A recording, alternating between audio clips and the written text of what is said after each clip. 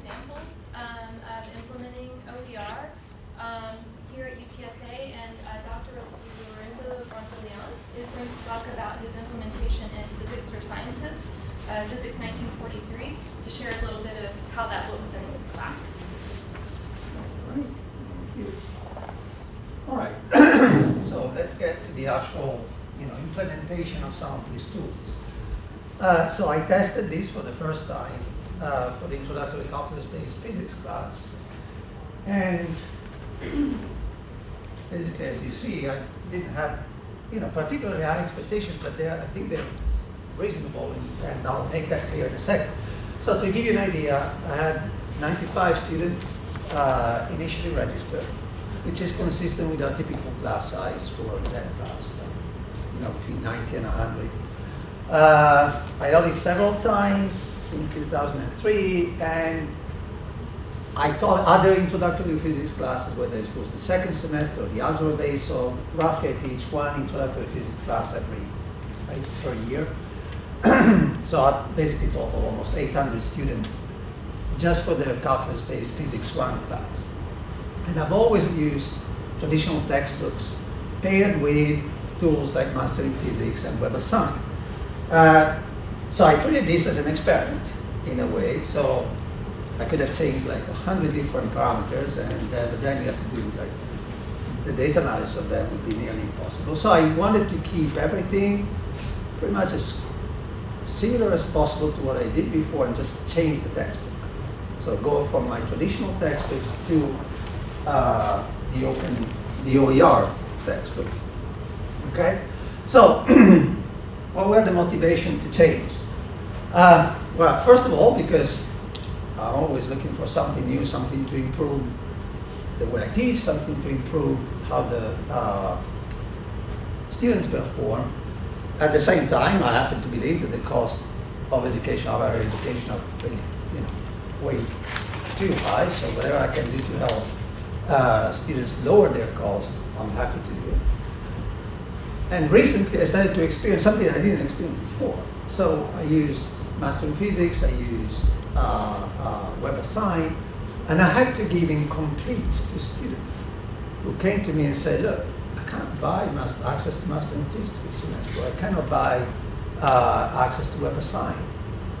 Right? So that made me think, okay, something wrong there, right? In the way we are delivering this. And really I see it, and with David this morning we kind of talk about it, I kind of looked at it as a first step to actually get completely free of even these tools, right? Where the students wouldn't have to pay for anything, right? Even for the online tools. And the thing that convinced me is that when I reviewed, so one of my colleagues, well, not the first one in physics trying this out, said, you should look at it, and the textbook is pretty good. In fact, I had a look at it, and the textbook has, to me, the level at which the textbook introduced the topics was actually higher than the traditional textbooks. The level of details, the type of examples were pretty good. Now, I told David that there are other things that he didn't like, but hopefully those will be addressed in the future. So just to give you an example, my class was a 3 meeting a week.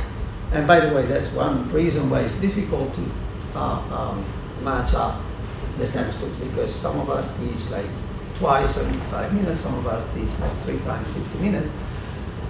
And here is how I organized it. So first day I tell the students always, it's 100 of you, I can't make 100 people happy.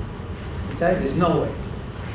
So what I do, I break my class down in sections so that, some would be happy with some parts, some would be happy with another part. So on Monday we would meet and I would have a regular lecture, like we would normally do. On Wednesday I would meet and work out problems because, this is a class mostly made of engineers and science major, and, they need the problem solving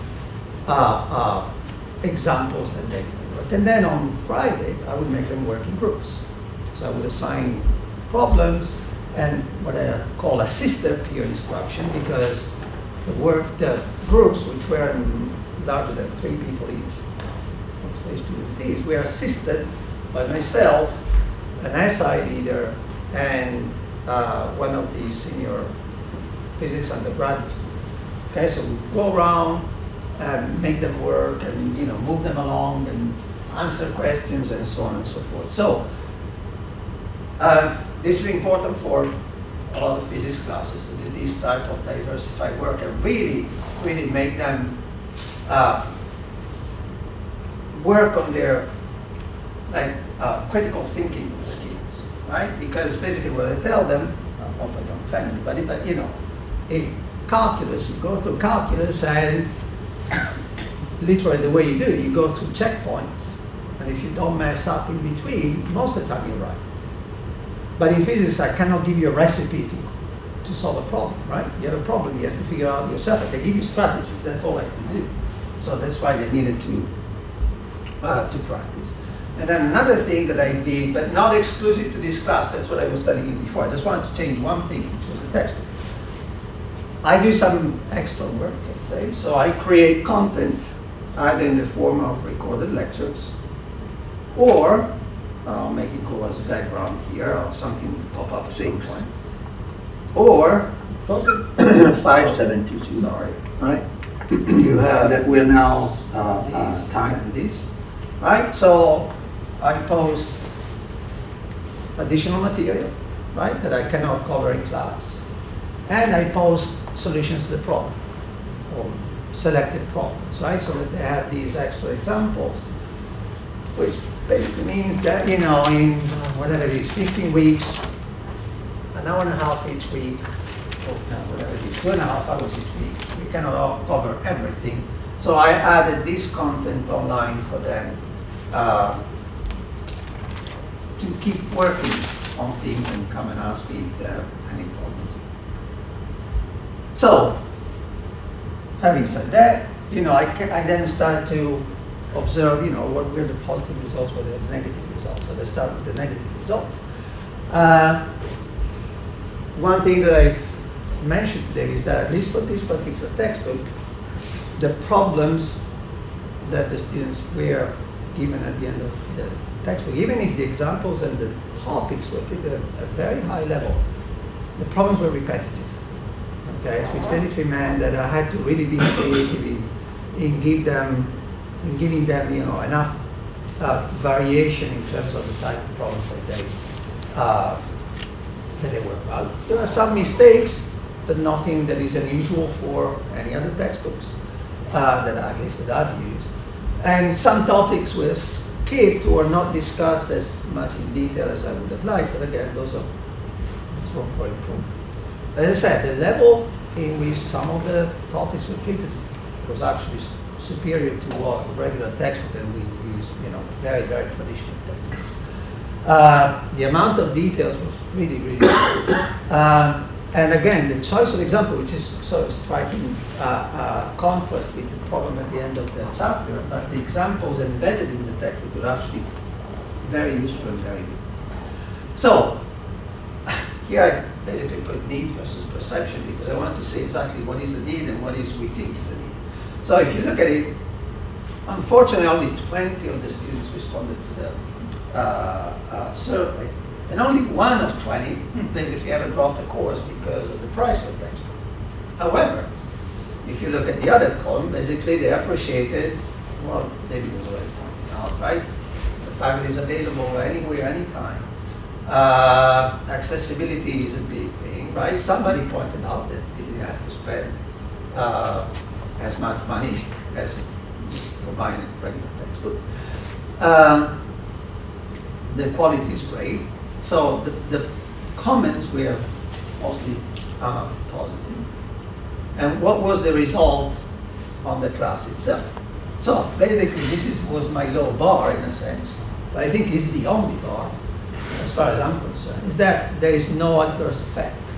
That's what I wanted to test, right? So if I switch from Young and Friedman or Survey or some other traditional textbook to this, to OpenStax, do you get bad results?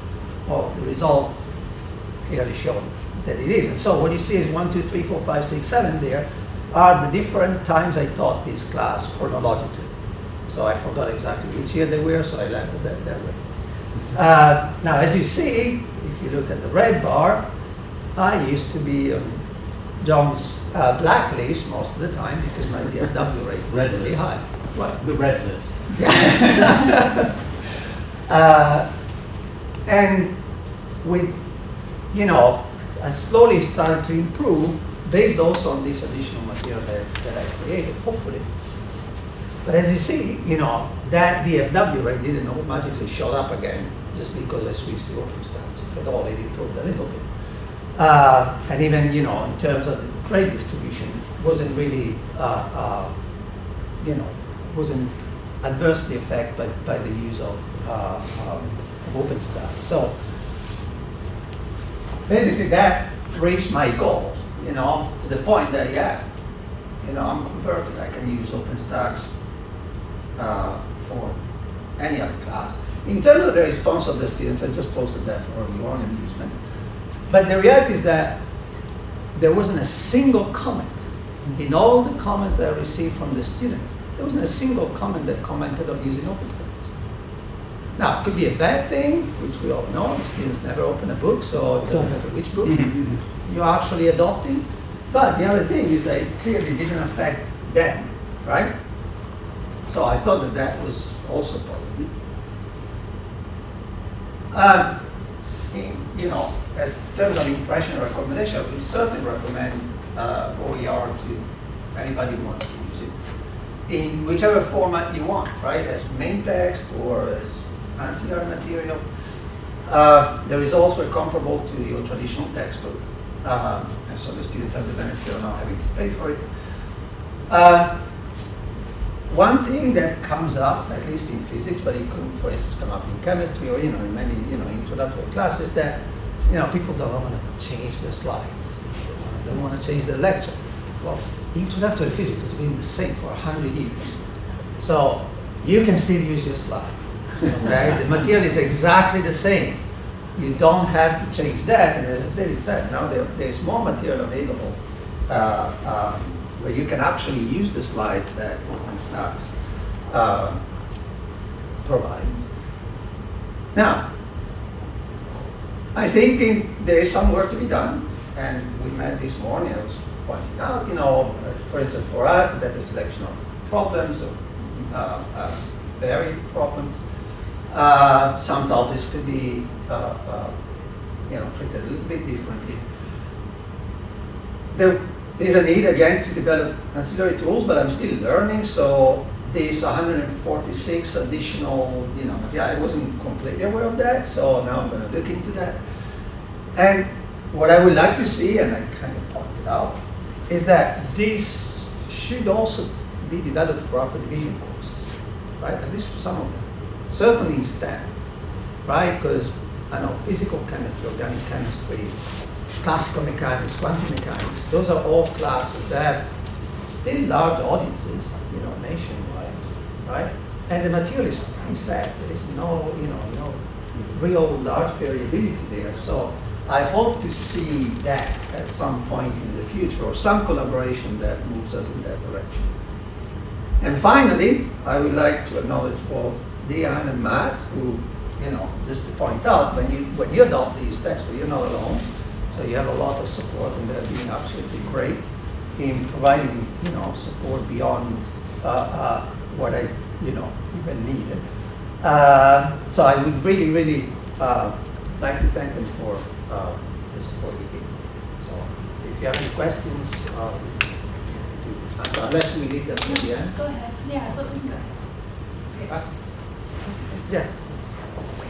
Okay, so I had a question about the OER grant that maybe we'll get to this later in the conversation, but I'd like to know what you used the funding for. Like, how did that help you to redevelop your course using OpenStax book? In this case, I just modernized equipment to record the additional material. So that's basically what I used it for. I guess at that point it becomes very much, discipline specific, right, on what you want to do. So for me, that was the priority. Still a lot of work to be done there, but editing a little bit better. They're not super what I post is not super professional, so that's where I invested that. But again, I think this is different disciplines we have different needs. Yeah, I was asking that you have some recorded lectures. What program do you use? Well, there was, it's called Camtasia. Camtasia. And nowadays, the newer version actually allows you to compress and edit better your videos. You can, I post it like that without my face because they don't need to see my face. It's better if they don't see my face. But the video, the actual recording of an image would make giant files, and then people that like what it get mad at me. So basically what I record is the syncing of the screen with the recording. That makes MP4 files that are fairly manageable. And it doesn't, it takes me a while, meaning, over time, I've built a database of these videos, not just for the intro classes, but for the upper division classes too. Right? So, I don't know, over the summer I may spend like 1 day a week recording these, and slowly I build up a database of these. But for the problems, for instance, the students really seem to appreciate that. Right? Thank you so much.